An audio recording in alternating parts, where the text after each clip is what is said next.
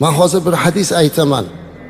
Mana shu hadis hammamizni ustozlarimizga, hamma muallimlarga rohat bo'ladigan bir hadis azizlar. Imom Termiziyda kelgan bu hadis. Payg'ambarimiz alayhisalom aytadilar: "Innalloha va malaikatahu va ahlas samawati val ardin hatta an-namla fi juhriha va hatta al-huta la yusalluna ala muallimin nas al-khayra." Ya'ni aytibdilarki, albatta Alloh, qarang, albatta Alloh va Allohning farishtalari, osmon va yerdagi barcha zotlar, hatto yerni ostidagi chumolilar, suvdagi baliqlar hammasi odamlarga yaxshilikni o'rgatuvchi muallimga salovat aytadi. Qarang, ichimizda bitta oddiygina bir muallim bo'lsangiz, sizga Alloh, Allohning farishtalari, yer va osmondagi zotlar, hatto yer ostidagi qumursqalar, suv ostidagi baliqlar ham haqqingizga duo qilar ekan.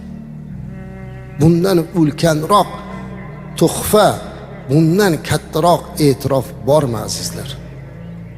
Islom dini ilm dini ekanligiga nishona beradigan buyuk hadis. Islom dini ilm egasini ko'klariga ko'tarishlikka namuna bo'ladigan hadis mana shu. Bu yerda olim haqida gap ketmayapti. Oddiygina bir odamlarga yaxshilik o'rgatuvchi muallim. Maktabda qo'limizga qalam ushlatib yozishni o'rgatgan ustozlarimiz, hunar o'rgatgan ustozlarimiz hammasi mana shu hadisning taxtidadir. Bugun ushbu mav'izada siz azizlar bu hadisni eshitar ekansiz. Men aminmanki hammamizni qalbimizdan ustozlarimiz o'tdi.